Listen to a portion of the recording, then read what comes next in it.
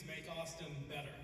A recent federal study even showed that over a 15-year period, refugees and asylees have contributed over $124 billion to the nation's economy.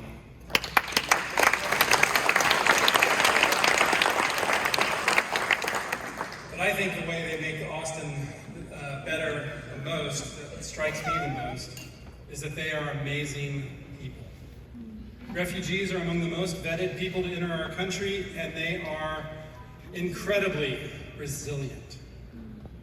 Rozo was one of our clients and recently came back and told her story to the mentees of our mentorship program to inspire them. Her story, like so many of refugees, is indeed truly poignant, powerful, and inspiring. So, with no further ado, I give you Rozo Hussein.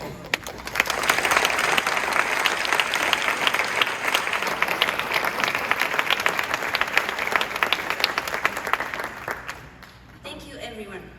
Good evening, everyone. My name is Arzu Hussaini, and I am a girl with a big dreams, coming from Afghanistan, a place where girls and women have little to no rights.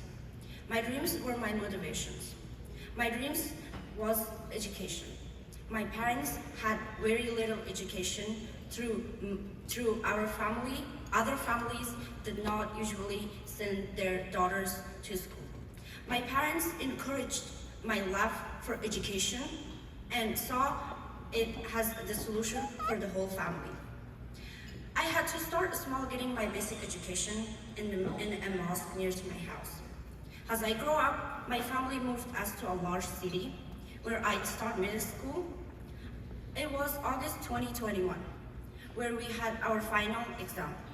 Passing it meant I could start high school. I was not aware while I was studying hard, the political situation in the country was getting worse. As we were taking the exam, the principal came in and told us there was an emergency and we needed to leave immediately. My best friend and I left with a quick goodbye. I never saw her again. That next week, we all stayed home with the world around us falling to a chaos. The week the American military left Afghanistan and the Taliban took over, my family and I left for the airport to get on a flight out of the country. The airport was the last escape for thousands of people.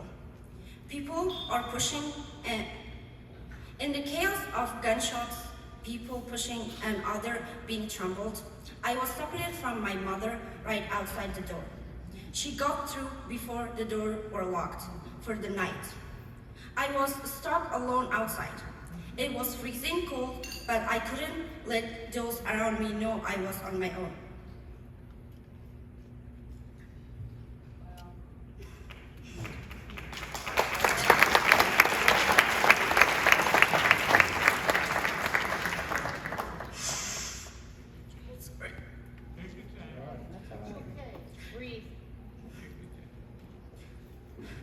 It was dangerous. I was 15 years old. I was very afraid. I spent the night outside the door, and in the morning when it opened, I pushed in and went to the soldiers inside.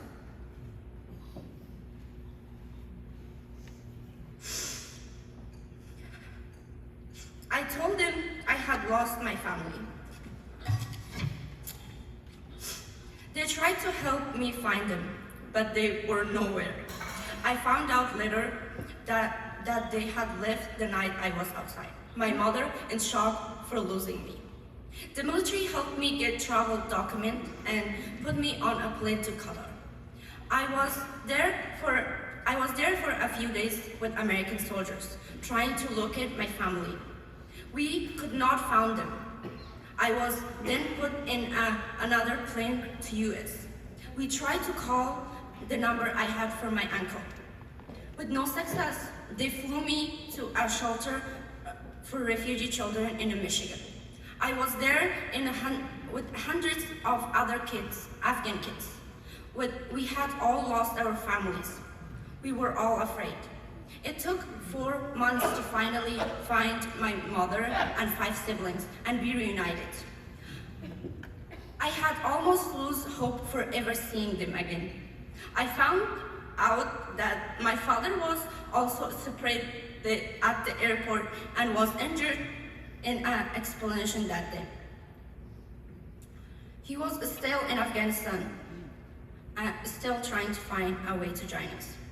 I arrived in Austin in December 2021 and started high school in January. I was finally in high school.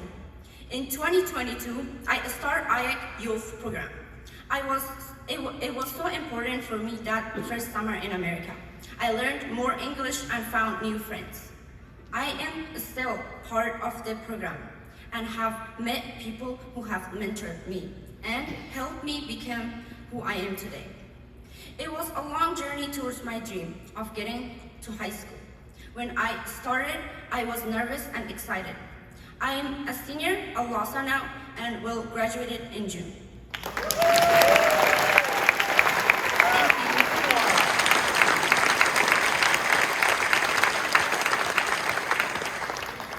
On my first day of school, I saw different kinds of people. I saw freedom, which the Taliban took away from my country and destroyed so many dreams of so many young girls like me. I remember the good times in Afghanistan playing volleyball with my friends at school. The happy faces in the streets of Kabul, visiting my grandparents, especially my grandmother, and cooking delicious food.